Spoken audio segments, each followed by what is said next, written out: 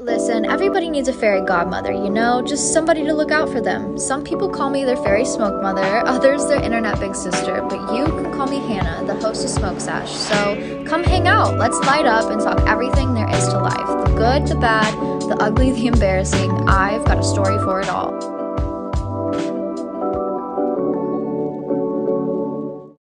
Hello, hotties of the world. And welcome back to another wonderful episode of Smoke Sesh. My name is Hannah, your host, and I am so excited to be back with you guys in this beautiful spring that we are having today. I feel like the past, 18 goddamn episodes, not really, but that's how it feels in my brain. It's been, and thank God, I'm not complaining here, just beautiful, wonderful springtime days. So I feel like I really always start off hyping up that energy and hyping up that springtime energy. Hopefully I can transfer my excitedness into your brain. That's truly and ultimately always the goal.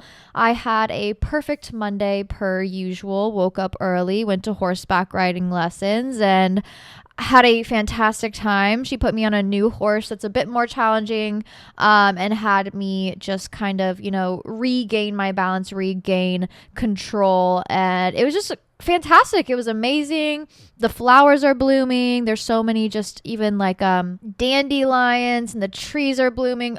It is just truly gorgeous to see the earth come back to life. Really reminds you, oh yeah, wintertime, it was worth it. It was worth it. Going through the pain and the suffering, it's always worth it. And even the person who owns the ranch pulled me aside. She's like, hey, we have this horse who we're gonna maybe sell, but would rather not, of course the goal once you get a horse is to keep it, but they do a lot of trail rides and they do a lot of personal lessons, and this horse is just not good for either of those things.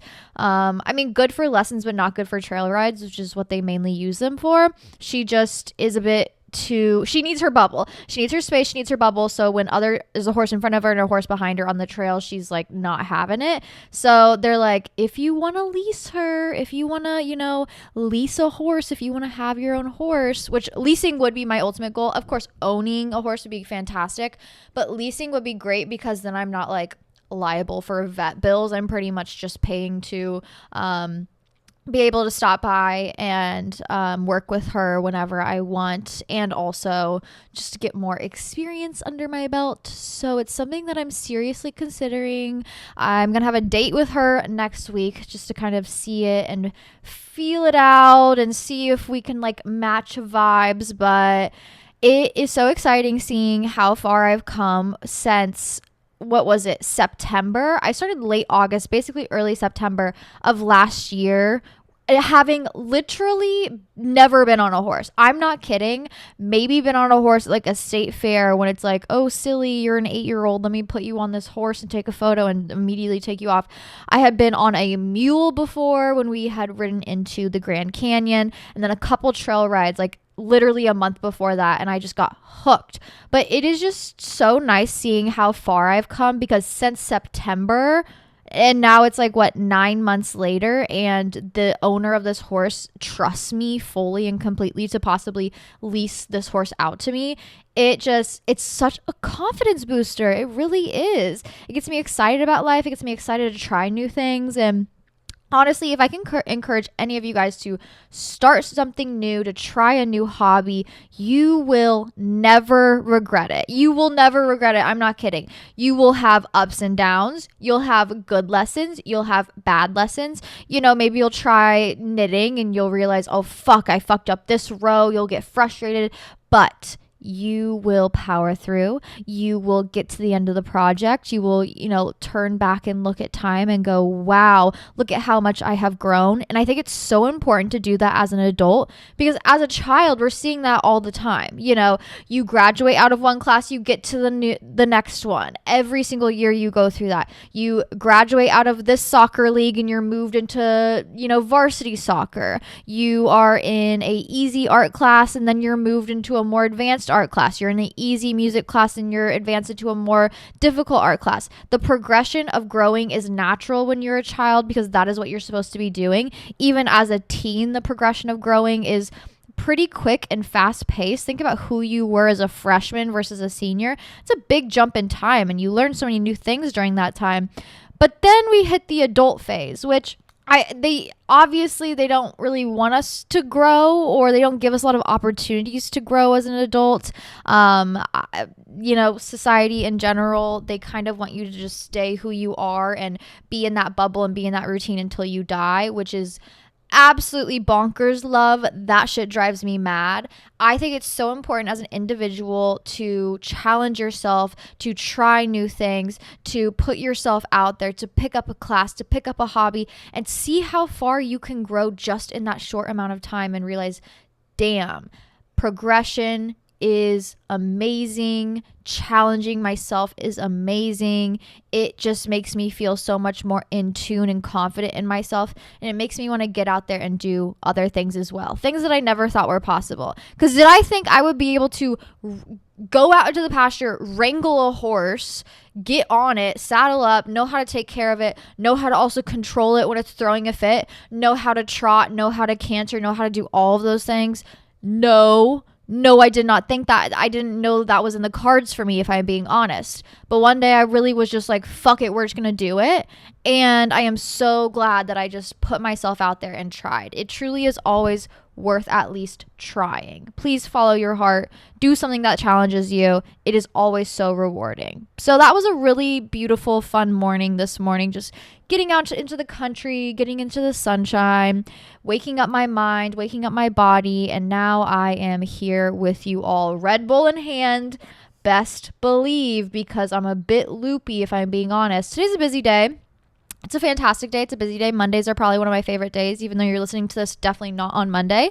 I have horseback riding. I hang out with you guys. I usually get my cleaning done in my house. And then this afternoon/evening, I'm going to see the drama. I have not been to the theater in quite some time, even though it is by far one of my favorite activities to do, one of my favorite things to do, especially if you're like, if you need some escapism. I was going through the questions earlier and someone asked, I have agoraphobia. Like it's really challenging for me to leave the house. Valid, real. Okay. Especially post COVID. Of course, you're more comfortable inside after having to be inside for so long.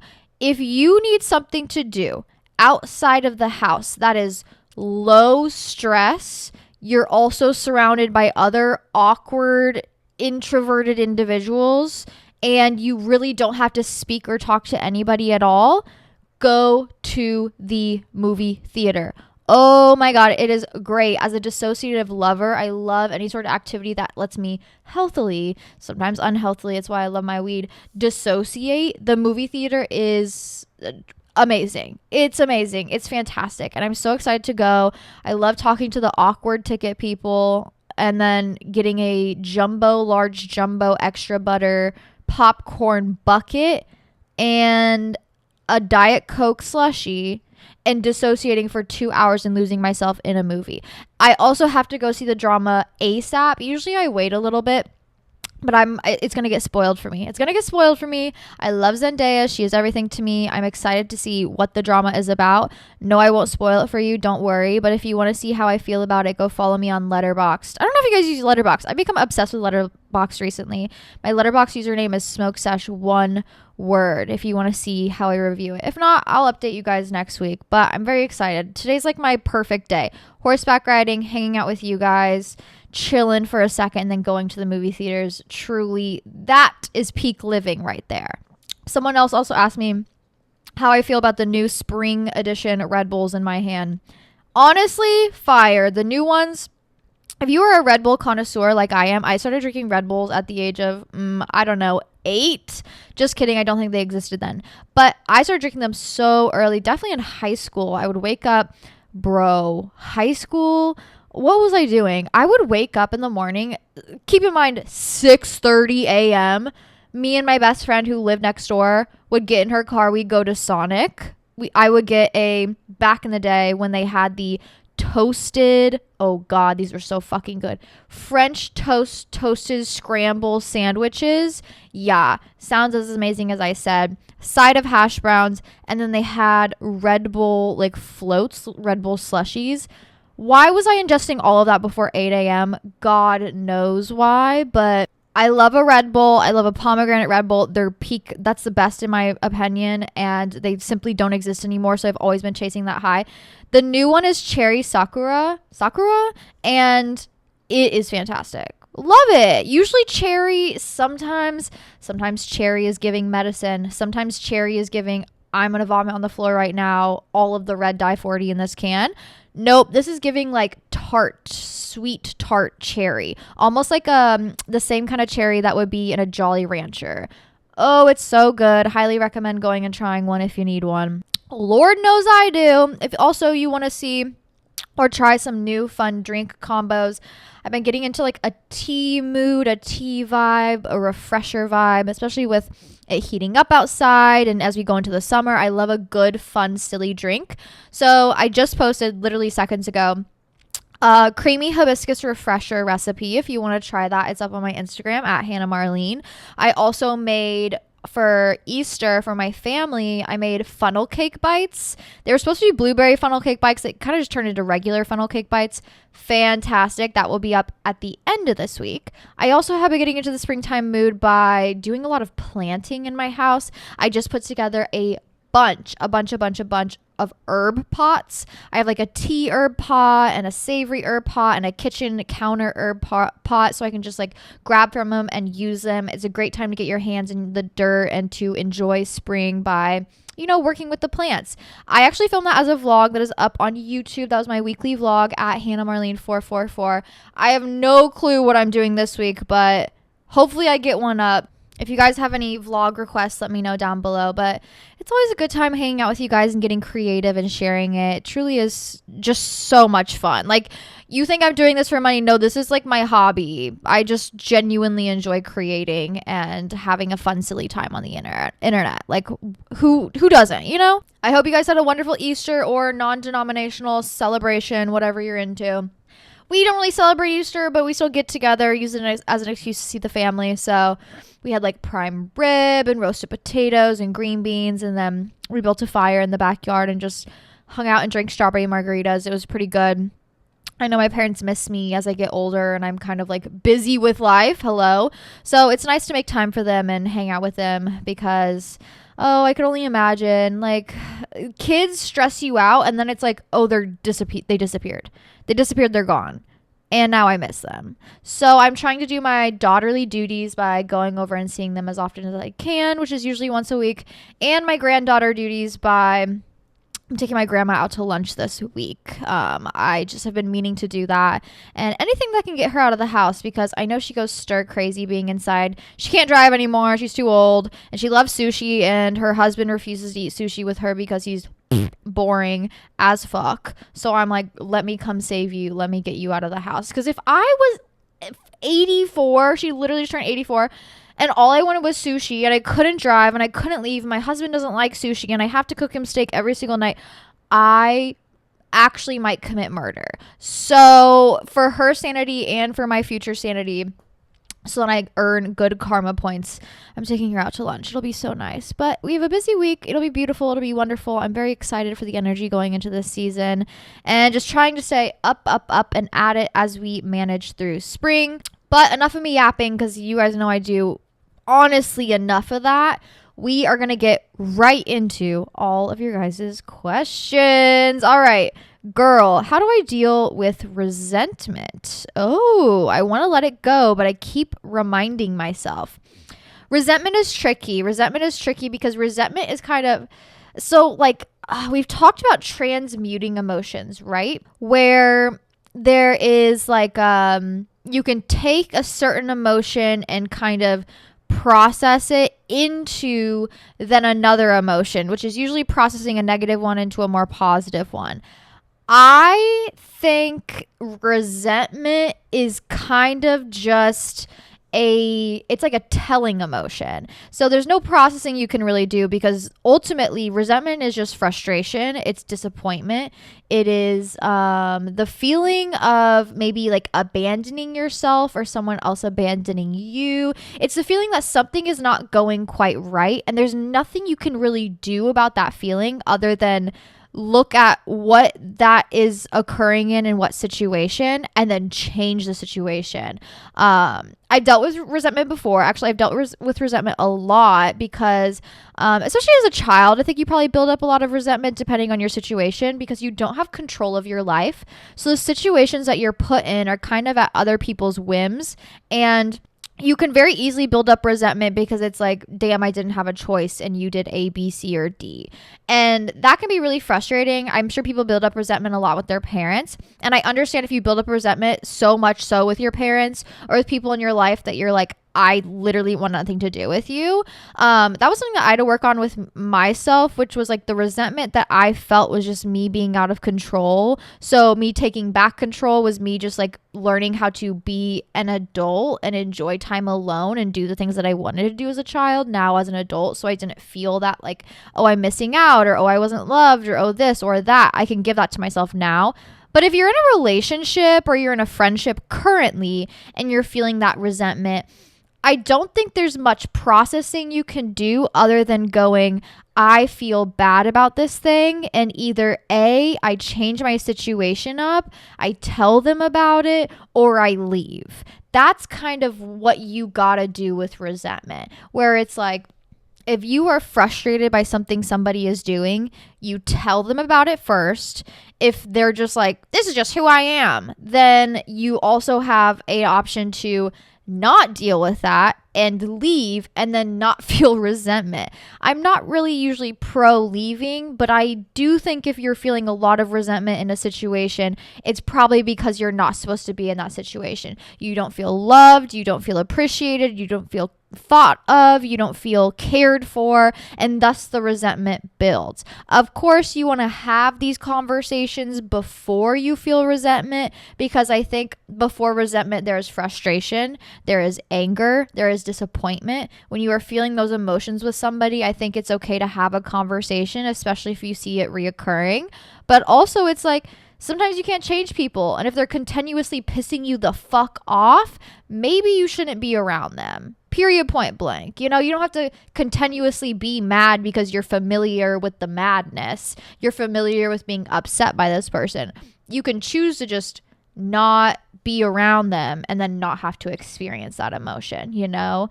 I was kind of a slave to the idea that like, oh, this person's making me feel this way, but it's my fault. It's my fault. Not that they have to change. I need to deal with this emotion and process it and let go. I need to let go and be a free spirit and just let them do whatever the fuck. No, actually, babe, you're pissed off for a reason, you're upset for a reason, and you're mad for a reason. And it's probably because there's a dumbass in front of you that does not need to be in front of you. Do you know what I mean? You know what I mean? Communication number one. If you're ever upset with somebody, just communicate it out to the best of your ability, kind, compassionate, calmly. But also it's like, some people just won't change and they will continuously piss you off because they love doing it. And those are people that you really just don't need to be around or have in your life, because holding resentment for somebody will never create a positive relationship with them. And I fear once you have resentment, it's kind of an end of the road vibe where it's like, well, I either need to pack my fucking bags or continue being depressed and sad.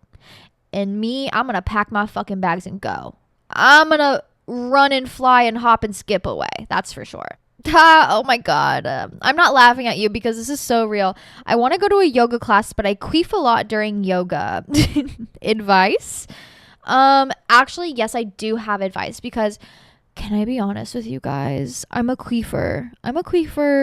She's, you know, we got muscles down there, don't you worry. But also it's like, I'm a queefer. Like, it just happens. I think some people are more naturally preconditioned to it than others, and I don't really know what it is. Could it be how you're built? Sure, whatever. I think it most importantly has to do with the muscles down there, okay? And when you're in doggy or you got your ass in the fucking air, it's hard to, you know, control the muscles that you got going on down there when there's also so many other muscles that are going on. Have I heard people queef in my yoga class? Yes, absolutely. Have I heard people fart in my yoga class? Yes, absolutely. I go to yoga with old people. I don't do fun, sexy, hot yoga with hot individuals. No, my yoga class is, dare I say, 60 plus. And there's like 25 of them in there. They could absolutely care less. They could care less. I could vomit on the floor mid mid vinyasa, and they'd be like, "Are you okay? All right, cool. I'm going to keep flowing now." Like, they truly don't give a fuck. And I think it's so nice to be around that mentality, because as somebody who's very self-conscious, being around others who aren't self-conscious teaches me how to like view myself in different ways that are probably more healthy, because they're old, and being old is a blessing because you've gone through all of those self-conscious feelings before and realized, wow, it really doesn't fucking matter.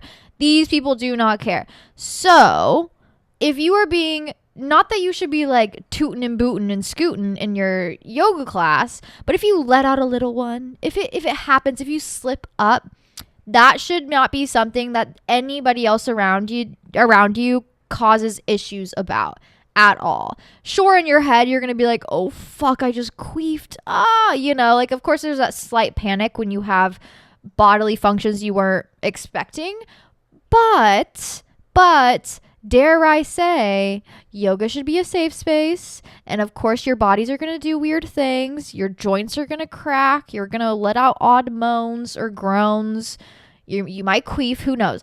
And you should be in an environment that's like truly does not care. I think that's very important, especially in that space. Now, when it comes to like managing it, like I said, it's about the muscles that you're using down there. You can avoid a queef by contracting and holding those muscles whenever you're going into downward dog, or whenever you kind of like have your lower body higher than your head, because I have a feeling that's probably when it's happening.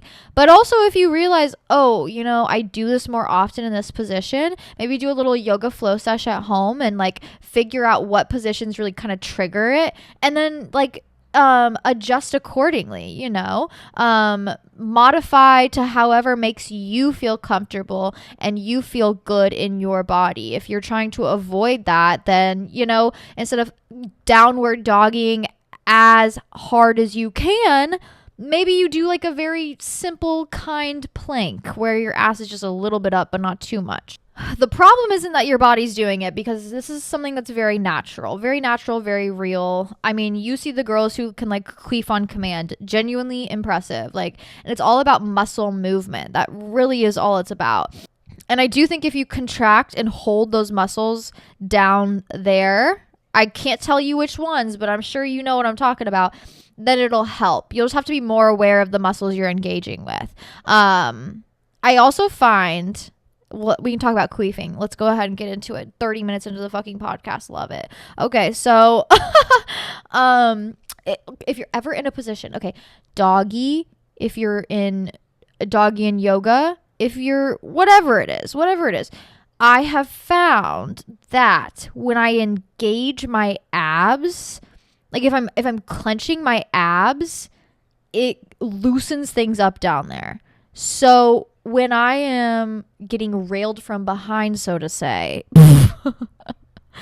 I am very cognizant, just for comfortability purposes. I don't give a fuck if I queef during sex, because hello, you are 9 inches inside of me. That's a joke, but like practically, there's gonna be some air that gets in there.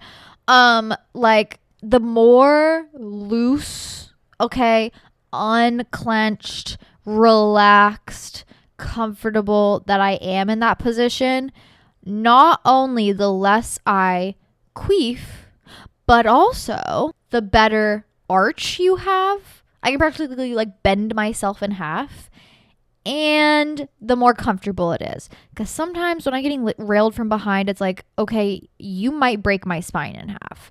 No offense. And I've realized it's because I'm tightening all those muscles, my ab muscles, my pussy muscles, my ass muscles. Like I'm tight. You gotta release, relax, lean into it. But yeah, when it comes to yoga, maybe clench down there and that'll help. And also, like, if there's just certain positions that you're like more prone to having this occur in, just be aware of it. I don't think we should ever be ashamed of what our body does. Do I think it's nasty and disgusting when people like purposely lift a leg and fart in public or spit on the ground or burp loudly? Yeah, I do. But when it comes to things that's like you can't control, especially in a yoga environment where you're like maneuvering your body in crazy fucking ways, of course that's gonna have like random repercussions. And if it is a little toot and a boot and a queef here and there, then it is what it is. You know what I mean? If a girl queefed next to me, I think I would just continue doing everything that I had been doing because I don't want to make her feel uncomfortable. Period, point blank. Once you do yoga around grandmas and grandpas, you'll realize there's not much you're supposed to take serious other than, do you feel good? Does your body feel good? Is it a good stretch? Are you engaging the muscles you need to engage? That's what you should be focusing on. Tips for ADHD/anxiety. I know the things I have to do, but executing tasks feels like I think they were said roadblock, but it got cut off. Okay, so I have had ADHD my entire life. Have I been diagnosed with it? No, absolutely not. Actually, yes, by many therapists, but not by any psychiatrists, because I was only tested for ADHD once, and it was not me immediately forgetting exactly. The way that they were testing me for ADHD, I don't think the test was conductive of like something that would really represent my ADHD and my inability to complete or understand tasks, because the test that they gave me, I was like 14.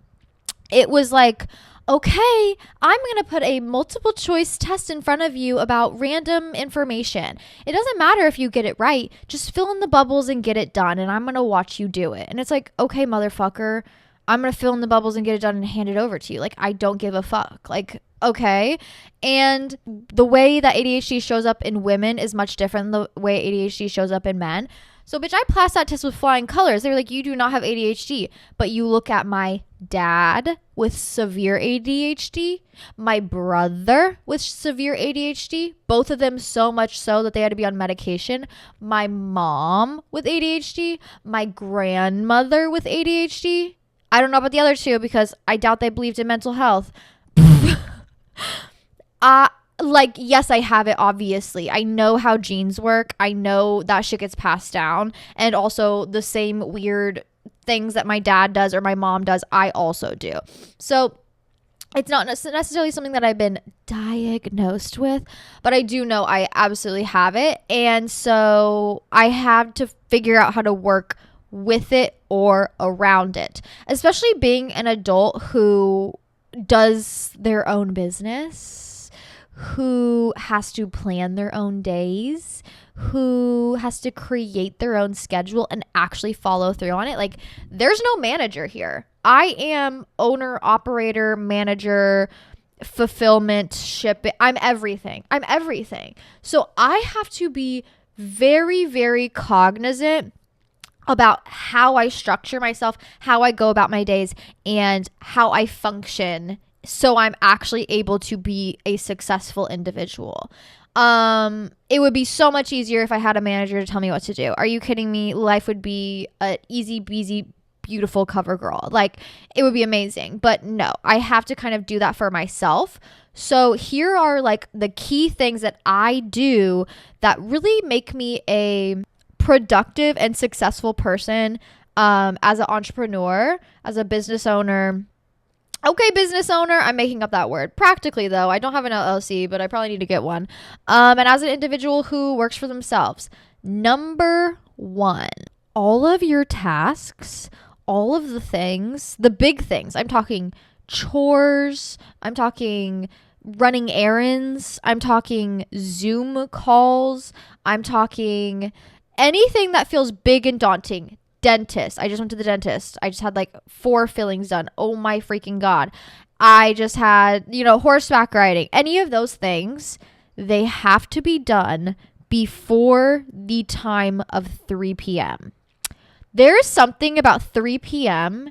where my brain hits a spot where I just like, I go nonverbal. I can't do anything. I can like maybe do laundry or dishes if I'm going to be actually productive. But there's something about post lunch, post 8 doses of caffeine, 3 p.m. and afterwards where I just can't fucking get anything done. So I am aware of how my body operates and how my brain operates, and I schedule around that. You got to work with it, okay? You can't fight it. You can't be like, well, I'm going to learn to love 4 p.m. dentist visits. It's like, no, bitch, you're not, because you got to eat dinner after that, and it's going to suck. Like, just do it in the morning. Yes, getting up early is hard. Yes, getting up early sucks. When my alarm went off for 7:30 this morning so I could be at the ranch at 9, was I like, I would rather go back to bed?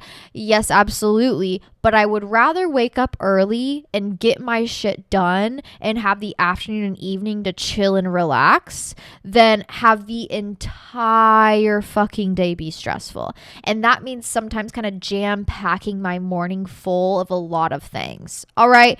The mornings are fantastic. Do your chores in the morning, do your errands in the morning, do your any appointments, anything that you can in the morning or early afternoon. It's the best time to do it. Your Zoom calls, just so you are cognizant, you're aware, you're getting them done, you feel like you're progressing through the day and not having to wait around for something. Now, how do you know which tasks you need to do? Bitch, you need a planner. You need a planner, you need colored pens. You need a planner that has your weeks in it, blank pages, and your month. My favorite planner ever, I talk about this all the time. I've used 4 of these planners. So for 4 years, I've been using the same planner. It's by Paperage. You can get it on Amazon. I swear to God, it's like $9. It is so good. Every single week is organized and then has a blank page. So if you need to like write down notes or write down a to-do list, you can do it there. You don't have to have 2 separate journals to write these things out. You have your monthly calendar. And so you could plan and organize accordingly. I use colored pens. Each color on each pen represents a different thing. So it's like, okay, this color represents content I gotta do. This color represents like any sort of like big important meetings or things I have going on. This color represents personal activities, things that that are like good for my soul. This color represents the podcast. This color represents this. So when I'm organizing, it's not just like one page of one color. My brain really can't compartmentalize and understand that. When it's different colors, it feels like chunked up better. It feels more manageable, and it has me able to organize and focus in a little bit better. Crossing things off of that fucking planner too, off of my to-do list. So good, so great. I use my planner in the morning. As soon as I get up, I check what I need to do. I fill in the days. If there's something I didn't do the day before, I allocate it to a different day. And then I check it after lunch and I cross off all the things that I've been doing. There is truly nothing more satisfying to my brain than crossing off something on my to-do list. But if you have ADHD and you're coming up with this mental to-do list that you're supposed to just be focusing on and understanding, that's not going to work. You're not going to be able to remember it all. You're going to forget something, or you're just going to completely ignore it because it only exists in your head. When it's on paper, it feels a little bit more real. It feels a little bit more, okay, in the world, I need to do it. Your phone's not going to work.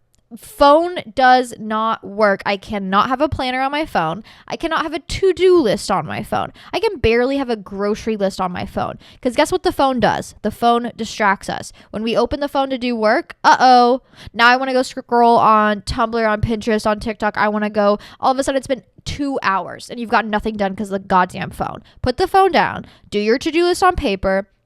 Do your planner on paper in front of you so you have it physically. Okay. Routines are going to be very important. This is why I talk about routines all the time. Morning routines, so you know what's going on, okay? So you don't have to wake up and figure it out every single day. It's like, no, I really don't have to think because I know exactly what my routine should be. Afternoon routines, whether it's just like the same lunch you eat every day or, just like that 10 to 15 minutes you get to yourself to chill for a second. evening routines where you're able to accomplish what you need to accomplish so you feel like the day isn't getting ahead of you. Even just like weekly routines, such as like I always get groceries on Sundays. I always go to horseback riding on Mondays. My yoga is always Tuesday and Thursday. I work at this place on Fridays and Saturday. Like, you have to have your weekly routines and know what to expect, and also your daily routines and know what to expect. So then your brain's preoccupied with the things that it actually should be preoccupied with, such as, okay, let me think about my meeting I got going on later today. Let me see what else I can fit in and do. Maybe I can get some laundry done. Maybe I can do this. Maybe I can do that. And you're not so overwhelmed all the time with trying to figure it out, and then cognitive dysfunction when you get overwhelmed ultimately, and then just completely sit down and dissociate for about 12 hours. Oh, no. It's not going to work. It's not going to work. You have to work with your brain. Having ADHD and depression has probably made me understand my brain more than anything else, because I used to fight it. I used to fight it a lot. I used to be like, no, I should be able to just do it this way, or I should be able to feel this way. And it's like, bitch, you weren't built that way. You weren't built that way, and it's okay. We love you. You're special just as you are. All right? You're beautiful. You're wonderful. You're incredible, but you ain't normal. That's for sure. That's for sure. So we're going to have to do things in a very unnormal way, an unnormal manner, but it'll make you feel normal, which is important. Another odd or weird thing is putting on my shoes to get stuff done. I have house shoes, and if I'm doing chores in the house, throwing on my slippers in the morning, I don't know what it is. It makes me feel like I'm ready to go. And I get more stuff done if I'm wearing my house slippers in the house while doing things. When the toes are out, that's for like cozy time. You know what I mean? I also have this horrible habit of running late to things, because I'm like, I plan to leave at a good time, but then the time I'm supposed to be leaving, I go, oh fuck, but I forgot this, and this. So knowing that I do that every single time and it makes me 10 to 15 minutes late, I know how I act. I now plan 10 to 15 minutes earlier than the time I should be leaving. So by the time I am like, all right, ready to go, I have a little bit of buffer time to be like, oh fuck, but I gotta grab this, and I gotta get this, and I gotta get my keys together. And then usually every single time, no matter what, I'm there early, which also is fantastic. So I'm not running into the place like out of breath, like, oh my god, I'm sorry guys, or I'm not just like losing my mind a little bit, or I'm not speeding, or I'm not putting myself in danger. And then I have like 5 to 10 minutes in my car of phone time before I go into doing whatever. Oh my god, fantastic. It's great. Now I'm early to everything, and also I have a little bit of like buffer time in between driving or traveling and then my next activity or my next thing, and I get a little bit of me time in the process. So planning ahead and giving myself extra time to kind of be a fuck up, you know what I mean, so that I'm always on time. When it comes to doing chores, to actually get the chores done, you have to do them correctly. You can't half-ass do them. You can't, do half of it. You can't just do part of it, or I'm only going to do this and then I'll come back and do it. No, you're not. No, you're not. If I start a task, I have to complete it. I have to. Now, starting a load of laundry is one thing. So you can start it.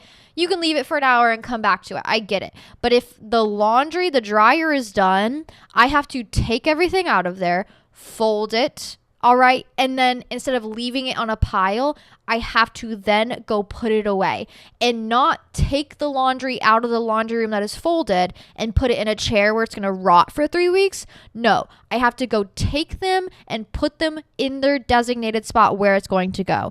My whole entire closet is organized according to like how I want it organized. I have to put it in where it's supposed to be. I have like my towel basket. I have to put my towels where they're supposed to go. Otherwise, I get in this spiral of doing things wrong for a really long time, or avoiding my chores. I have found that I do my chores more often when I just do them to completion. When I like actually, and it's so annoying, I don't want to, but when I actually take the initiative and do them completely. If I'm emptying the dishwasher, if I realize the dishwasher's full and I need to put something in there, empty it immediately, put the dirty dishes in the dishwasher. I think people with ADHD don't talk enough about the frustration not necessarily always at yourself, but just in general, I just find myself getting overwhelmed very easily, like extremely easily, overwhelmed and frustrated, and kind of shutting down as a way to like not dive into the frustration deeper. And so, especially when it comes to like tasks I don't want to do, I get very frustrated. Or when my schedule switches up, I get very frustrated. And so instead of like allowing myself to sit and wallow in those things, I will chug a glass of water, or I will immediately go have a snack. Both of those things are going to ease that frustration and make you feel so much better. All right. Chug a glass of water. It'll kind of reset your body. It'll reset your brain. Hydration is key to everything, honestly. Have a snack, okay? It's going to make your blood sugar a little bit higher or lower. I don't really know what it is. Make your blood sugar better. You're not going to be hangry. You're going to feel satiated. You won't feel as frustrated about whatever was in front of you. If there's a big task I'm trying to accomplish, I'll write down all of the little steps of the task so I don't feel so overwhelmed. I just know, okay, well, this is a 10-part task. So let me do the first 2 parts. Okay, cross those off. I can come back to the other ones later if it's like something that needs to happen over a couple of days. So that I'm not so overwhelmed with the idea of something big in front of me, because it is very overwhelming, and it's more manageable and chewable when I know, okay, it's only 7 little things. I can do 3 right now and I can do 4 tomorrow, and bam, all of a sudden that big daunting task is done. Another thing with ADHD, I tell myself this a lot. It's more of like a mantra. It's easier to rip the Band-Aid off and get it done than it is to sit and let the wound fester. So just do it. Just get it done. I know it's not fun. It's not exciting. It's not enthralling. It's kind of fucking annoying, but it is something that needs to happen, and you will feel better afterwards. So you have to do it. I know. And, working with these things or doing things to completion, or helping myself break things down, or, getting everything done in the morning, or getting up early, even though I'm exhausted, even though it's like a little bit, I fight it a little bit more. I'm at least getting shit done, feeling productive with my day, and ultimately at the end of the night, I have time to myself to chill, to relax, to enjoy life, to go see a movie, and I'm not feeling like, oh my God, fuck, I didn't do anything all day. Oh my God, I feel like I didn't achieve anything. Oh my gosh, I have this, and this to do. It's like, no, I can actually relax at night, because I do push myself pretty hard in the morning to get the things on my planner done, achieve the tasks that I need to achieve, even plan ahead, or go run those errands, or go to that appointment, or go to that Zoom call, whatever it is. I have to do things the hard way, unfortunately, but I'd rather do things the hard way than not do them at all. Work with what makes sense to your brain. Everybody functions differently. Everybody has different ways of doing things. And is it always going to be the easiest way? No, not at all. But if it works for you and you see success in it, and after doing it, you feel like confident and comfortable, then that's the way you should be doing things. But if I were you, step number 1 would be getting a planner, getting some colored pens, and simply start by organizing your week and months, and also getting into a good routine, so then you have more brain space to work on maybe the harder, more daunting challenges, or the bigger tasks that you've been putting off for a long time. I'm so proud of myself for finally going to the dentist and getting all this stuff done. It wasn't even like a lot, but it is a lot to my brain. It feels like a lot because I have to go to the dentist twice or 3 times. Ew, I don't want to do that. I don't want to sit in there for 2 hours while they drill into my head. You know what would be so much easier? Canceling that appointment and pretending it didn't happen. But is that good for me? Is that benefiting me? No, it's not. And unfortunately, adulting is just going, damn, okay, I'll do it. Whatever. All right. Let's just do it. Let's figure it out and do it.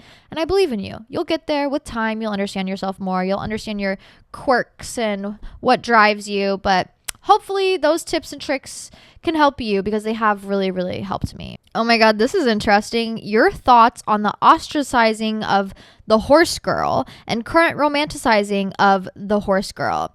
Yeah, there is a very influx of Western inspiration going on right now, and the year of the horse girl, and I'm sure people who have been in the horse industry for a while find it annoying, but also I have found as a newcomer that the horse world is very gatekeepy, and I don't fuck with that. If you know me, the one thing I do not fuck with is a gatekeeper. All right, tell the people, invite the people, be a community builder, welcome them with open arms, and the horse world does not like to do that. So they see this new coming trend or this excitement of individuals wanting to be around horses, and instead of being like, oh my God, yay, more people getting excited about something that I'm passionate about, they go, oh, well, they don't deserve this. Oh, they're just doing this for trend. Oh, they're just doing A, B, C, or D. I don't give a fuck. To be fair, yeah, did I see a couple posts about horses, inspirational posts, and go, damn, I want to do that, and now all of a sudden it's become a lifelong passion of mine? Yes, exactly. So I truly don't care about the romanticization of the horse girl, whatever it is, as long as people are excited to be out there, they find some inspiration with it, they're kind to the animals, and they get to connect to the earth and to the world in a way that they never have been able to. I think it's beautiful. I think it's wonderful. I also think it's important because, yeah, if you think about it, back in the day, if you think horse girl, you think the weird, antisocial girl who talks to animals more than they talk to people. Me as fuck. But it's don't those people just want to be loved and have community? And doesn't that take a little bit of trending to happen for people to discover it and want to go try it on for size? So I don't know. I don't see any good or bad in it. I truly don't want to be a gatekeeper either. It's just excitement in a new realm. I feel like this happened in skating about, 4 years ago. Skateboarding was really, really big. And I feel like the skateboarders became very closed off, very gatekeeping, and that's why it didn't take off in a way that it should have. The funding that could have gone to skateboarding and the community building that could have gone to skateboarding could have been incredible. Not that there isn't that, but as someone who thinks about branding a lot, I was there's so many branding opportunities and community building opportunities here, but because they closed themselves off so tightly to newcomers and kind of gate kept it, it really shut down that excitement a lot in people who were new to it. And I hate that when it comes to passions and hobbies. There's one thing I can do in anything that I'm passionate about is also get other people excited about it as well, because bitch, I think it's cool. I want other people to think it's cool too. You know what I mean? And yeah, am I that weird freak horse girl that talks about how magical it is to work with them? Yes, I am. Am I new to it as well and don't really know as much as other people? Yes, I am. But does that mean I'm going to keep my mouth closed about how fun it is and how much it excites me and how much I am encouraging other people to go on trail rides with me? No, not at all. Because I do think there's something beautiful and magical about it. And I do think it deserves more recognition and excitement in the equestrian world and support as well. So the last thing I'm going to do is, close myself off to it or close other people off to it. Yeah, I don't know. I always was the weird antisocial freak. I just never had horses around me or a hyperfixation on animals. I was just the weirdo in the corner. I was the art girl. So I understand what it is to be ostracized, and I don't ever want to make anybody else feel like that just because they're new to something or don't know much about it. Someone asked music Rex. I've been in a rut and want to learn new music. They said, I love Harry Styles. Harry Styles' new album was okay. I mean, he really slayed the album before this, so it's hard to live up to it. Also, girl, fuck Harry Styles. $500 nosebleed tickets. Okay, greedy. I can't get down with that. But I will say, best album of the year just came out. Slater just dropped I think it's her first album. It's called Worst Girl in America. Slater with 3 Y's. But if you I'm thinking of her as our new era Kesha, where she's doing experimental EDM pop, but also in a very vulnerable way and also in a very well-rounded way. Each like song on the album is so interesting and so different from one another, but also so cohesive as a full album. Oh my god, it's fantastic. It is so good. It's probably the newest thing I've been listening to that's been getting me excited. It's the perfect album to play before you go out, or if you're like working out, something like that. Brittany Murphy is the last song on the album, and it's probably my favorite. But before that, I was listening to Dance and Beat Up Chanel's constantly, over and over and over and over again. When I would need to like hype myself up to go do something, I would listen to those songs. So the fact that she put out an album, she knew exactly what we needed. But fantastic, 10 out of 10, such a good album. And then also another album that I find myself playing a lot, if you haven't given it a listen, which you definitely probably have, Addison Rae's album is truly so good. It's so good. And I love seeing her growth and progression as an artist, and how inspiring it is and how exciting it is. Because I think some people think when you start in a certain way, especially online, you know, as a TikToker, she was a TikToker, she's a dancer, like, people demean other people so much to the point where they write them off completely over nothing. It's like, yeah, she's a TikToker, who cares? Like, that's cool, it's fun, she's just sharing her life online and being silly and making silly little videos.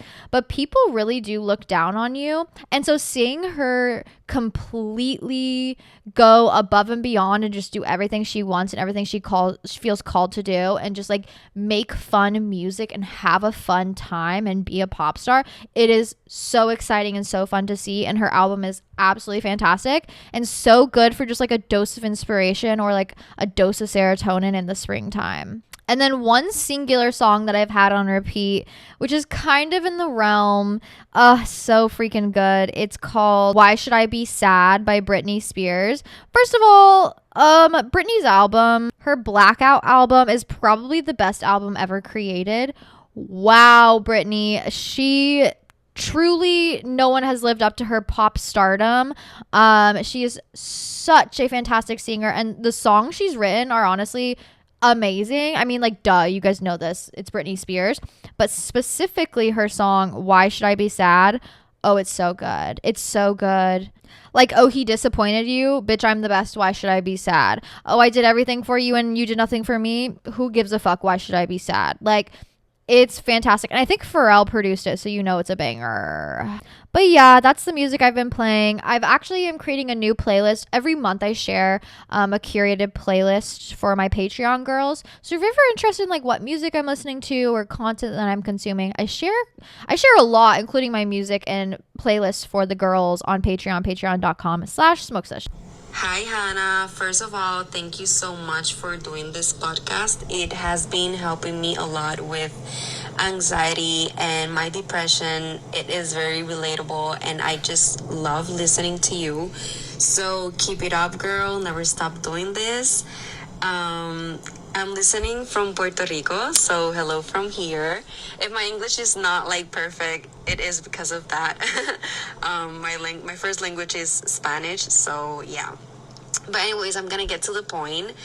I want your advice in two things. The first one being, I'm going through a breakup. It has been a month now and a couple of weeks.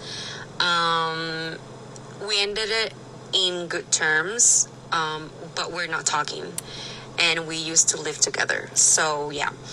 But anyways, I want to get out there, you know, like I want to know myself, and you know, like, just being me and get to know me and being comfortable with being alone, because I've been struggling with that a lot since forever. But I want to get out there, meaning I want to have sex with other people. Yeah, I want advice on that, because I already have a person that I want to have sex with, and I want to do sex with this person. Like, I'm really into this person, but I feel like I'm gonna get anxiety, because I feel like it is recent, my breakup, so, but I want to do it at the same time. And the second advice that I want you to give me is, I know that a lot of us struggle with this, but how to be comfortable with being alone.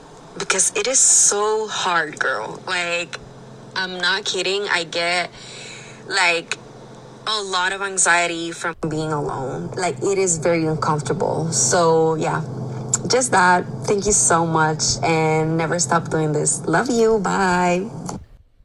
Oh, love you. Well, I'm so sorry that you went through a breakup. That is just, I mean, no fun ever at all. But I'm proud of you for knowing what you need and knowing that it wasn't working and knowing you need to move forward. What's beautiful is now you're in this wonderful stage where you're able to grow and blossom and become such an exciting and fun individual, especially a new individual that you weren't able to be before. And yeah, that's going to include challenges like having to go hang out with new people and maybe hook up with them, and also have to be alone a little bit more. Here's the thing. Let's talk about the aloneness first. We as humans are not meant to be alone. We're not. Naturally, we feel very, very uncomfortable with being alone because like it makes us feel vulnerable. We get bored easily. We're forced to actually like look inward and focus on ourselves. You know what I mean? It's not fun. You're having to do a lot of work when you're alone, but the work is always worth it. And also it allows you to build better relationships in the future and build a better community around you when you know who you are. So there's a beauty to being alone, but also I don't want you to be so alone that you have no community. So when you are alone, challenge yourself to do fun things, okay? Team building things, but it's just you and yourself. Maybe you go to your favorite restaurant. Maybe you go to an art museum. Maybe you go to the beach. Maybe you go on a little bike ride. Whatever it may be.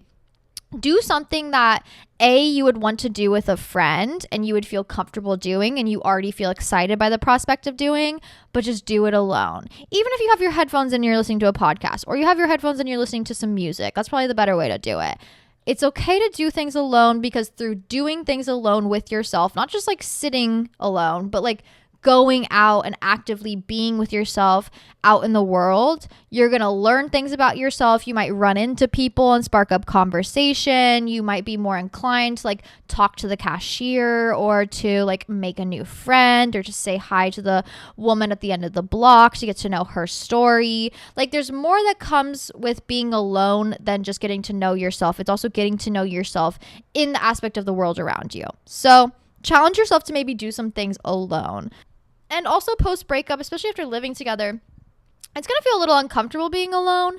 So just make sure you have things to like keep yourself like from getting bored. It's okay to have distractions. It's okay to like have a movie on in the background or have a podcast on in the background so you are like not so bored with yourself, or to like pick up a book, or to, you know, cook more meals at home. Whatever it is, something to kind of distract yourself from having to like be isolated so much. Now, when it comes to like getting back out into the dating scene, exciting. I'm glad you have a prospect in front of you that you're like, no, I'm ready to get down. Like, let's get crazy with it. You know, that's so exciting. And it's so fun to be in the crush stage. And I do think also with being alone and going through like new dating, you will also get to know yourself more through that. Listen, yes, you're going to be anxious, but anxiety can be, it doesn't mean that something's wrong, or it doesn't mean that something's going to go wrong. Sometimes anxiety just means, oh, this is something new that's happening and I'm feeling like giddy about it, or I'm getting excited about it. And your body's getting confused and you're thinking it's anxiety, but in reality, you're just excited for it. Your heart's racing, you got butterflies in your stomach, you're gonna go hang out with a hottie. Like, yeah, of course you're gonna be a little anxious, but if you let your anxiety control you, you'll never go on that date. You'll never have that bomb ass sex. You know what I mean? So don't let your anxiety control you. Go into it anxious. They're probably going to be anxious as well. So like, it's okay. At least you're meeting in that neutral state where you're both a little excited. And also when it comes to first dates, my best first date advice is go into it as if you are going to hang out with your best friend. Act the same way you would act with your best friend.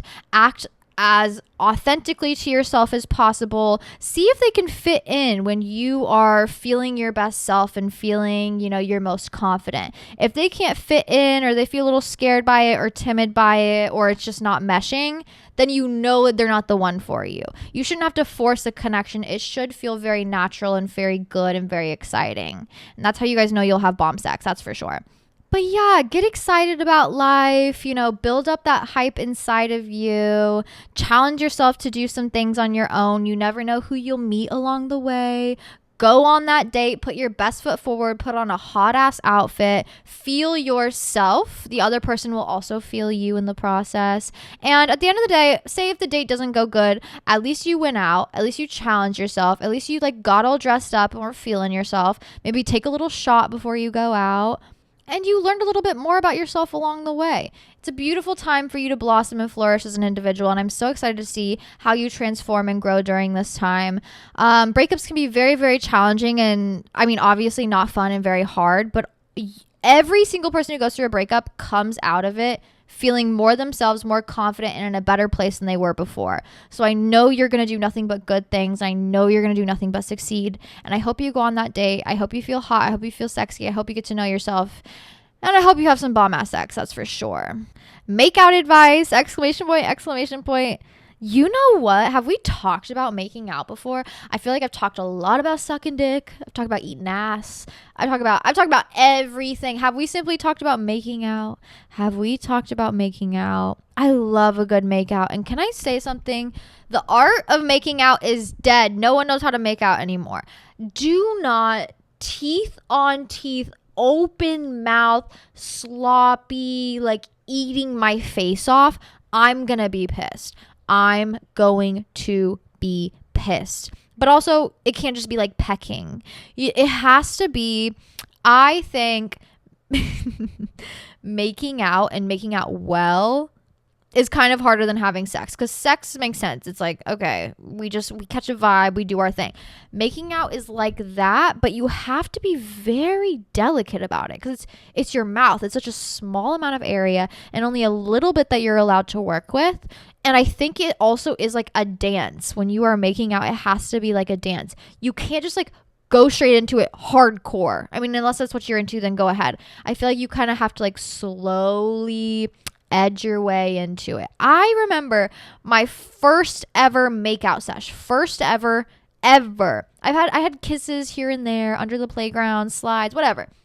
First ever makeout. I went on a date with this guy in high school, and afterwards we were just hanging, chatting, and all of a sudden it's his entire mouth on my face. I'm talking my chin was in his mouth, and I was just kind of pressed up against his car, wide-eyed looking around, because consensual, don't worry. I wanted to make out with him. I just didn't realize it'd be horrible and awful. And I didn't realize he'd be so bad at it. I thought I was going to be bad at it because I had never made out with anybody. And then I was but I'm not doing this, so obviously I know something's going on here.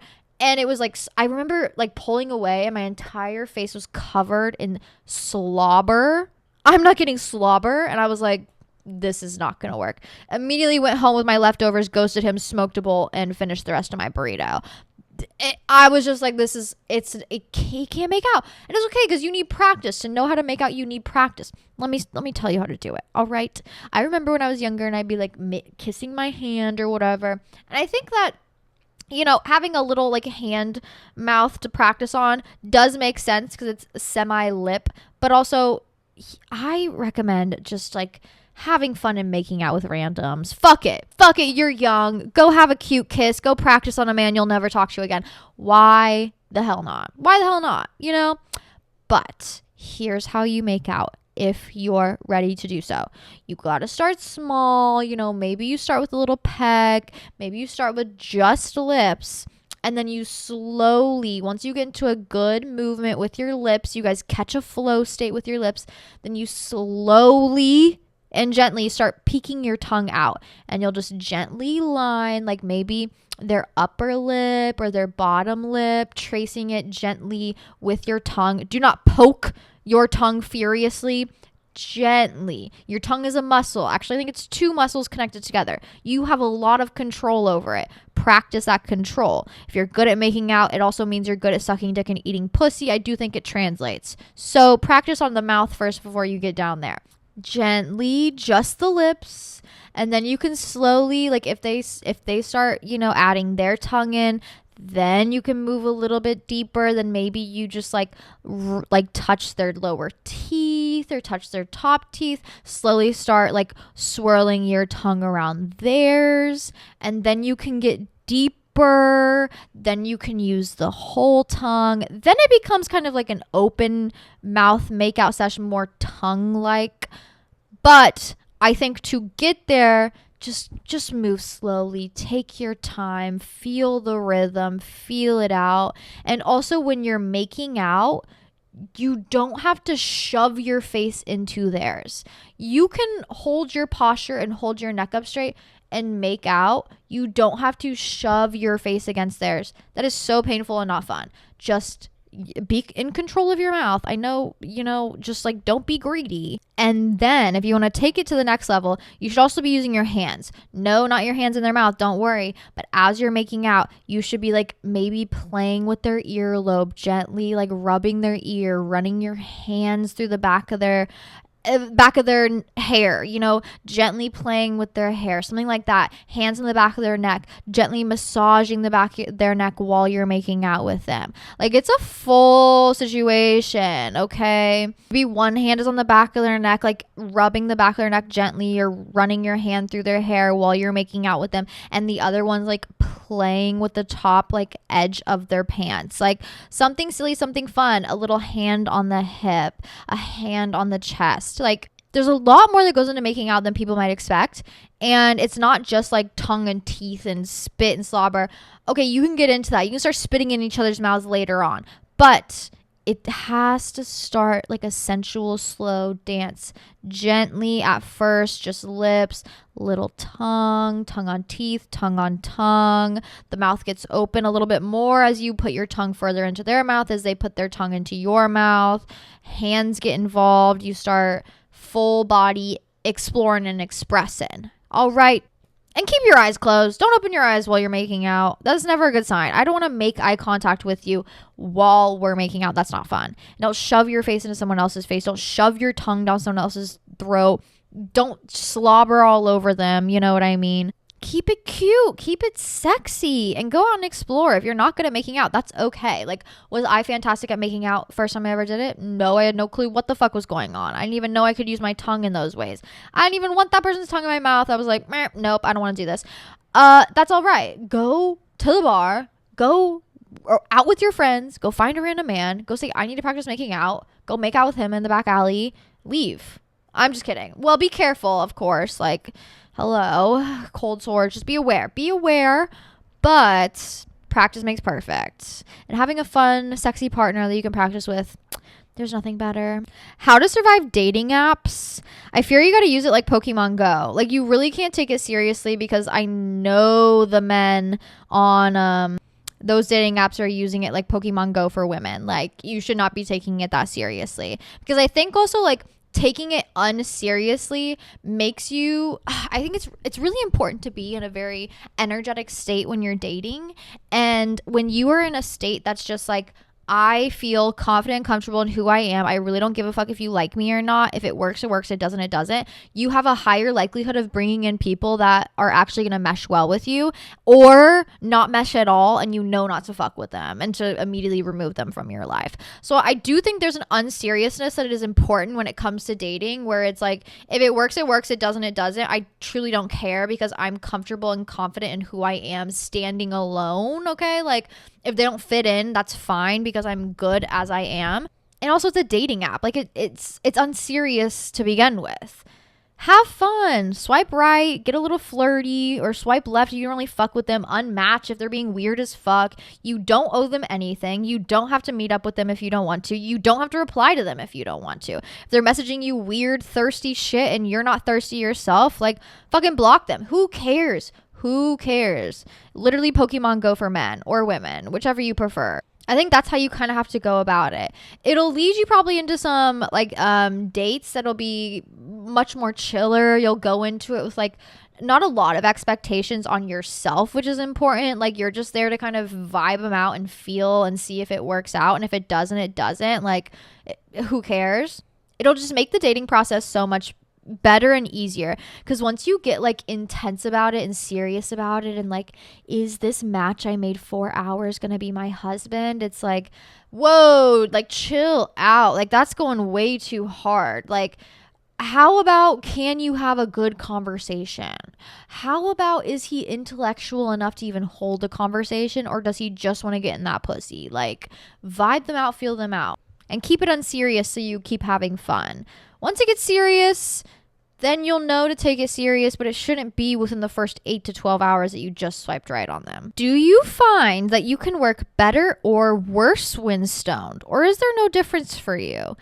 Ooh, this is a good question, because like I said, Miss Entrepreneur, I work for myself most of the time. So am I also stoned during most of that time? Yes, absolutely. But there's also certain things I can't do stoned, okay? If I'm getting into a meeting or a business call, I cannot be high for that. I need to be cognizant and aware of what's going on. If I'm writing emails, I cannot be stoned for that. If I'm organizing my planner, I cannot be stoned for that. If I'm like planning out my month or content planning or anything like that, I cannot be stoned for that. I have to be like functionally aware. Even in life, like, if I'm going out to dinner with my parents, I can't be high for that. Like, I want to be able to speak with them. If I'm running errands, like, well, I can be high for that. But like, most of the times I don't like to be high in public because I get too anxious and I don't want to really extra trigger my anxiety for unnecessary reasons. Going horseback riding, I cannot be high for that. I need to be present in my body and in my mind. Now, what I can be high for when I am working, when I'm making content, this podcast, I can get pretty high for it. I don't do it as often because it's like, I need to actually function and speak. And I've gotten into this habit of going nonverbal when I smoke recently. So, I understand now I can't really smoke as much as I used to on the podcast, which honestly, thank God, because if you started listening to this podcast 4 years ago or whenever the fuck I started this, I would be taking, I'm not even kidding, bong rips in between each question. Did anything I say make sense? Probably fucking not. Did I remember even what day it was? No, absolutely. It was fun for the moment. I was young, I did not care. I truly did not care. But was it good for my brain? No. I know in the long run it wasn't good for me. So now I'm really cognizant about it. When I'm creating content like videos or maybe like YouTube videos or anything like that, curated playlists, doing Sunday journal prompts, I'm usually pretty stoned for that. Like, I'm in a creative flow state. If I'm painting, I can get high for that. If I'm cleaning my house, I am abnormally high, actually. I am so incredibly stoned that I have no choice but to do the dishes because the demons will get me if I don't. I love being high as hell cleaning. Like, I know every Saturday or Sunday, if I become a mother, I will be blasting Britney Spears stoned as fuck, deep cleaning the house. Yes, I am going to be that annoying mom that's like 8 a.m. The playlist is playlisting and it's loud as fuck and the vacuum's running. And yeah, you're going to hate me, but I don't care. I birthed you and I'm going to deep clean this entire goddamn house. I am not an all or nothing person. And I think people really enjoy taking all or nothing takes because it's very decisive and it creates controversy. And of course, if you feel one way solidly, someone else, of course, is going to feel very solidly the opposite way. So am I going to sit up here and be like, yes, you can go become a nurse and smoke weed the entire time? No, I'm not going to say that. Like, if I was in school, I could not study and be high at the same time. I understand when it comes to substances, there are gives and takes to everything. I mean, with life, there's gives and takes to everything. And it just took time with me understanding my body and listening to it and like wanting to utilize weed in a way that actually like made me feel good and I wasn't just running from reality. And that meant not smoking when I shouldn't be smoking and allowing myself to maybe indulge when it made sense for my routine, my day, my actions, whatever it may be. But there's a time and place for everything. And there is not just like black or white. It is just there's like a gray zone where it's like there's good and bad to everything. Whatever makes sense to you makes sense to you. But does that mean I'm high 24 hours in the day? No, absolutely not. Am I high after the hours of 3 p.m.? Usually. Usually all the time. Me like, yeah, your ADHD won't make you work past 3. Actually, bitch, maybe it's the 18 bong rips you take. Let's be real. But yeah, I definitely think you can be a successful stoner. I think you can be a stoner that like creates a multi-million-dollar business. Like, I don't think Seth Rogen smokes weed in times where he feels like it's unnecessary to do so. Is he smoking weed every other moment in the day? Yeah, absolutely. Is he smoking weed when he has to write a silly little comedy skit? Yes, probably a lot of it. But is it like, you know, in unnecessary situations, is he smoking weed? No, probably not.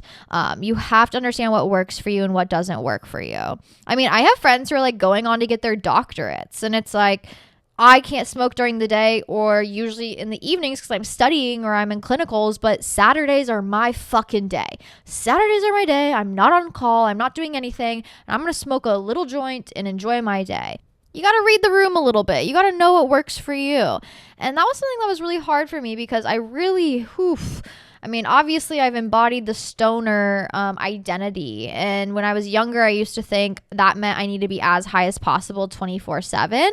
And that's just not a good reality for me and not something that necessarily worked for me. So I had to realize, instead of letting weed control my life, I had to control the weed within my life and learn to understand when it works for me, when it doesn't work for me, when I do enjoy it, when I don't enjoy it, and to use it to my advantage, because you can use things to your advantage, especially knowing how they interact with you. It's always best to use things to your advantage. I mean, substances or anything, you know. But yeah, it's kind of funny. I would consider myself, I'll go ahead and say it. I'll go ahead and say I would consider myself a successful stoner. Did anybody in my life think I'd get to this point in time? No, not at all. Not at all. Even my parents were like, Hannah, we got to give you props. We really don't worry about you as much. And I'm like, yeah, thank God you don't. But I did have to kind of like lock in and stop smoking as much weed and really focus on myself and what I wanted to do in life and work really fucking hard for a long time.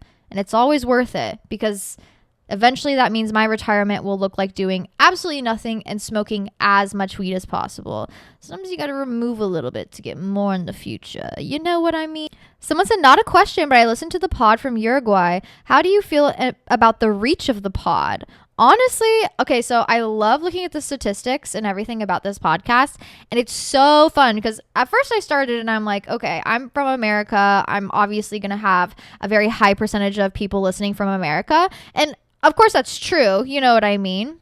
But as the podcast went on, it reached like really new levels of audience and of people listening. And I love hearing where you guys are from because it's just so fun. Like, we really are just all girls from all over the entire world. If you want to know where like the top listeners are from: United States, Canada, United Kingdom, Australia, Germany, Finland, New Zealand, Poland, Netherlands, France, Spain, Switzerland, many others. Literally, I'm still scrolling. Oh my God. There's people from Norfolk Island listening to this. There's people from the Congo listening to this. There's people from Haiti, the Bahamas, Gibraltar. I don't even know if I'm saying that right. Iran, Sudan, Laos, like everywhere. Kyrgyzstan. I'm like shocked and flabbergasted and so lucky and so excited about it, because it's like, yes, that means I'm reaching people with so many different backgrounds or so many different ways of living or so many different experiences, and yet we all come here to have a laugh, to realize, wow, we're really not alone in this life, no matter how many miles of distance are in between us, and that at the end of the day, we all just like want to have a good time and enjoy life together and have a little laugh and a little key. And I think that's beautiful. Right now, especially so, when there's so much division between people, I am trying to do as much as I can to bring connectedness and community. Because at the end of the day, we are all just human. We're all humans trying to do the best that we can for ourselves and hopefully for one another. And everything else that happens in between pushes us away from each other. at the end of the day, we are all so incredibly similar. And I think that's what's beautiful. That's what makes being human so beautiful. Can you talk about protection spells and protection magic? Absolutely. I think most of the spell work and the stuff that I do, when it comes to magic and spells or whatever you want to call it, spirituality, it is all regarding like protection of myself, and not because I'm like fearful of random ops. Like, it really is not like that. I don't feel like somebody is like constantly behind me with a knife out. I more so am just like always wanting to bring in the best energy possible, and in my opinion, that comes from protection of self, protection of mind, protection of body, protection of spirit. So a couple things that I always do is I'm always wearing an evil eye, whether it's a necklace, a bracelet. I have an evil eye bracelet that I wear every single day, and it's just like a little talisman that I love having on me as a way to protect myself. I've always worn an evil eye since like probably middle school. I actually have a giant evil eye tattooed, not evil eye technically, but an eye nonetheless, tattooed on my back, as a way of like physical sigil protection of something is always watching my back. If I am not like aware of it, if I'm just like la la land, living my best life, focus on the good that's in front of me, there's something that is always watching my back just in case something approaches. So I have my tattoo. I always wear an evil eye. I always wear some sort of turquoise as well. For me personally, I've always had success with turquoise being a protection stone. It is a protection stone that my grandmothers wore, so it is a protection stone that I feel inclined to wear, and that's just something that kind of was handed down from me. I mean, like, all of these rings are rings that my grandmothers grew up wearing or even made. Like, my great grandmother was a silversmith and made this ring, so that's just like not only like protection from my family, but also like physical protection passed down to me. Some people carry like crystals and stuff in their purses. I personally have this like kind of like good juju bag. I don't know what else to call it. Like a good energy bag, a protection bag in my purse. I carry it with me everywhere I go. It's actually this little paisley wallet that my boss brought me from Iran when he was traveling, and he was like, I just bought one for all the girls so they have something fun to have on them and remember their time here. I was like, that's so sweet. And I have a different wallet that I use, but I didn't want it to go to waste because it is really, really beautiful, and the stitching on it is just like so pretty, and the coloring. So I use that to hold actually any sort of like talismans or things that I have to protect myself. So I actually filled it with like a lot of things. I have different herbs and spices and white salt and cinnamon sticks with writing on it and crystals that I've put in this like wallet pouch thing, and I consider that like my good luck bag, my good luck talisman that I carry around with me in my purse. And of course I empty it out and refresh it every once in a while. Another great way to just like cleanse energy or have good energy or some sort of protection over your environment is white candles. White candles are fantastic for just cleansing energy in your area or renewing energy or getting rid of bad energy. I burn a lot of white candles in my house. You can see a couple above me here. Another good luck thing that I have a lot of good luck stuff in my house. I actually went to, in Japan, the Lucky Cat Temple, the temple where Lucky Cats originated. It was probably the number one thing on my list to do in Japan. And there, they actually, the Maneki Neko, it's where it's originated. The history of it is that there was and bitch, I'm not a historian, so welcome to high history. There was a emperor who was lost during the middle of a rainstorm, like a very thunderous, intense storm, almost like tsunami type storm that was going on. And as he was trying to find shelter, a cat appeared, and this cat, he started following it because like cats don't want to be out in the rain, they're gonna have shelter, and it actually led him to this temple. And so in honor of that, I guess that's how the history of the Lucky Cat was created. So I actually bought one there. They make handmade statues, hand-painted statues that are blessed there. And I bought one plus a couple other like good luck things there in Japan. But that's another thing I keep around me as a way to like usher in prosperity and peace and protection. What else? Burning incense. Burning incense is a fantastic way to kind of like cleanse and bless a space or usher in peace and prosperity. Yeah, I don't know. I think magic is beautiful because it's all about the little things you do in your life that make you feel protected and covered. Even like I was at work and I was carrying a tray of food and I dropped the entire tray down the stairs. And all I could really do was like stand there and laugh because like I truly don't give a fuck. Like I dropped something. Oh, I'm gonna go cry. Like, no, I don't care. These aren't my plates. It's not my money. It's just a tray of food. I don't care. The kitchen will remake it because that's what they're doing as their job. They'll remake the food. Like, it is what it is. But as I was going down the stairs, I was like, wow, I've never dropped anything down these stairs or fallen down them. And as soon as I thought that, bam, the tray fell out of my hand, fell forward. All these plates, craziness. Everybody's like, oh my God. And then I came down the stairs and I was like, whatever, I'll just go sweep it up. Like, I'm really not worried. A part of me went, you know what? At least it wasn't my body falling down the stairs. Like, I had that thought of like, one bad thing or one even worse thing, which is my body not falling down the stairs, and thank God it wasn't that one thing. And my boss came up to me and he's giving me a hard time. We were just kikiing and he's like, you know what, in my culture, whenever somebody breaks something, we always say, did you get hurt? No. Well, good. Then something else, broke the curse or broke the bad energy. So your body didn't have to. So something worse didn't happen. It's okay when things break or, when you drop a plate, when you drop a glass, when you break your bong, the worst. But it is like a physical representation of bad energy being cleared. So then something worse isn't building up or so you don't get hurt, And I thought that was really beautiful because it's like, you're so right. I mean, that's probably why in my heart I really didn't care that I dropped 18 fucking plates on the stairs.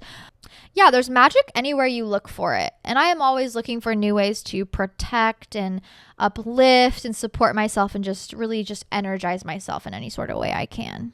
Speaking of stressful situations like me completely dropping a entire tray of shit on the floor, someone asked how to let stress not control your life. And I think this is a good one to talk about because I'm in a place where, and I mean literally, knock on wood, I'm in a very fucking chillaxed place in my life. Does that mean stressful things aren't occurring? No. I'm constantly surrounded by stress. I'm an adult individual. Okay, we're all surrounded by stress. Even if you're not an adult, there's always something stressful happening. That's the thing in life. You will always be surrounded by stress. You can't control the stressors. I've been in very stressful situations. It's like, well, shit, someone just T-boned my car. Oh my God, I just dropped a thing of plates down the stairs. Oh my gosh, I just, accidentally cut my hand cutting lemons. Oh my gosh, I just got a random bill in the mail. Oh my God, I gotta go get my teeth done. Oh my gosh, my cat has to go to the vet. Oh my God, my car got stolen. Like, there's stressful things that happen. And I've been in a lot of stressful situations that were just unnecessarily stressful.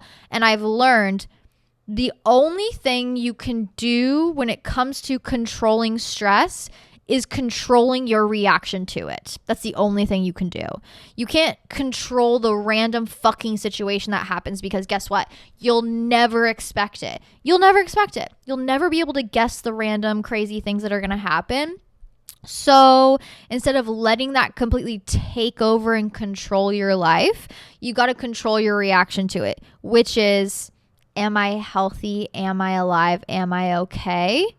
Okay, cool. Then there's no more need to stress over it. You know what I mean? Even at this place that I work at occasionally, it's a high stress environment simply because no one knows what's going on ever at all. Neither do I. And I've been there for 2 years now.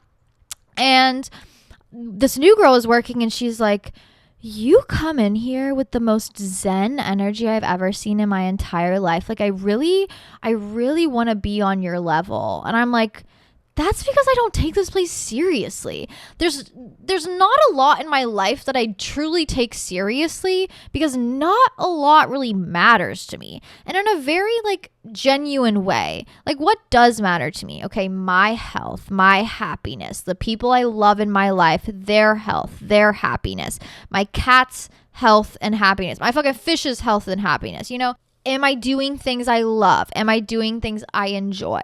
Am I able to, keep myself stable enough to like make enough money to feel stable. Like those are the things I care about. Those are the things that really drive me and keep me going. So anything outside of there, like dumbass drama, dumbass people who want to cause drama, bad attitudes, ugly people who want to make my life a living hell, like I don't care. And I honestly can't afford to care because I got bills to pay, I got mouths to feed, I got things to do and achieve, I got other things I gotta do after this. So if it's not in the bubble, my physical bubble of things that I care about, then I just simply do not have time and energy to care about it, you know? And that doesn't mean I'm closed off. I'm actually a very in-touch individual. I feel like I dip my toes into a lot of communities. I do a lot of community outreach. I do try and show up for individuals in my life who can't show up for themselves. I'm looking out for people. I'm a sensitive individual. I'm a kind individual. I'm a caring individual. I say I only have time to care about certain things, and you think like, oh, curmudgeon, evil, awful. I think people use as an excuse to be evil and awful. But in reality, like being evil and awful is just putting more energy into it. It's like, no, the best energy I can really hold in any sort of environment is kind of just like neutrality, appreciation of life and neutrality, and wanting to always put my best foot forward so I have the best outcomes, or people have good, like, not even opinions about me, but good experiences with me. I want to be a good individual.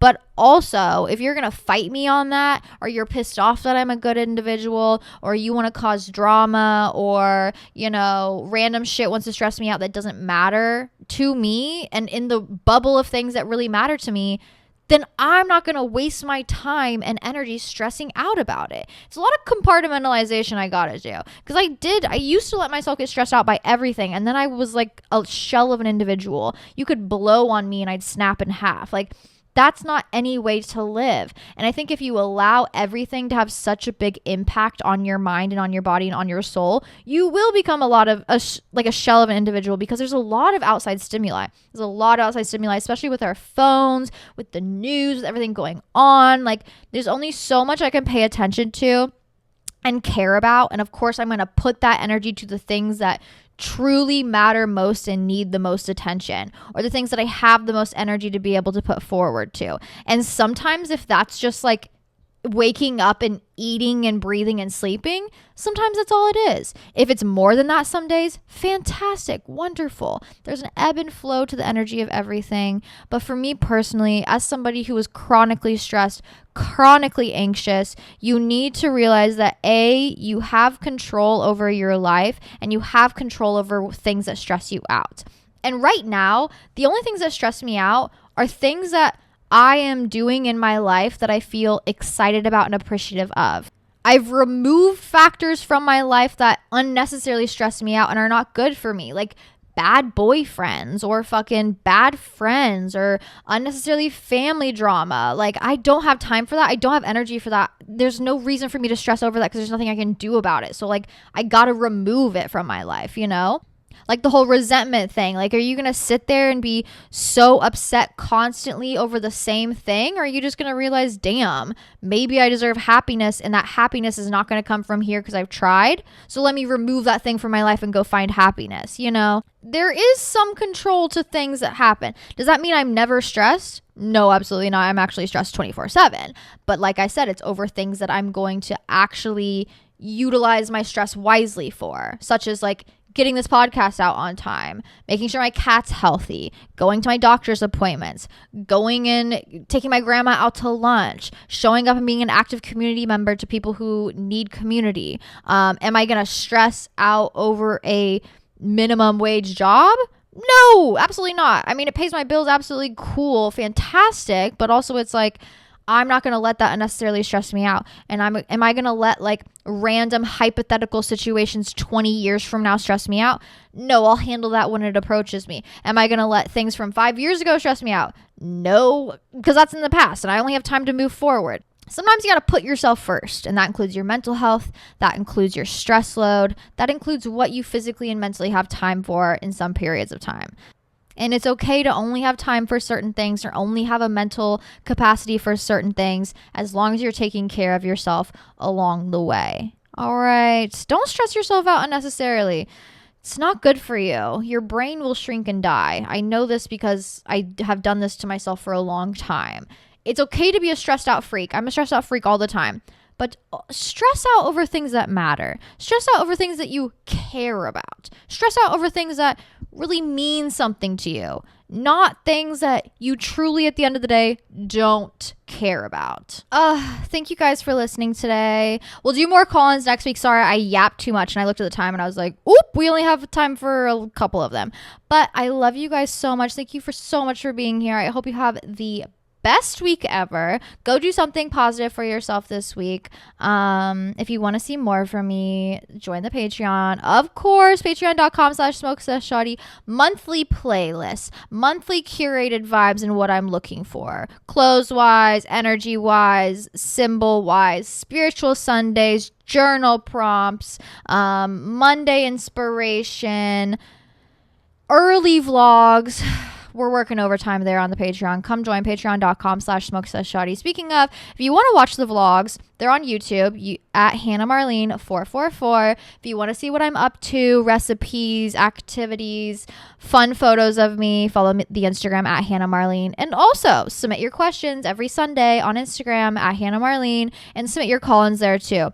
I'm working on a call-in number, so please stay tuned. We should have that up and running soon. But for now, if you want to submit a call-in, DM me on Instagram. Be like, hey, girl, I have a call-in for you. Submit a voice message. And I would love to feature you guys on the next episode of Smoke Sesh. But with that being said, I hope you have a wonderful week. I'm sending you all the best energy. And stay sane, stay sexy, and I'll see you all so soon. Mwah.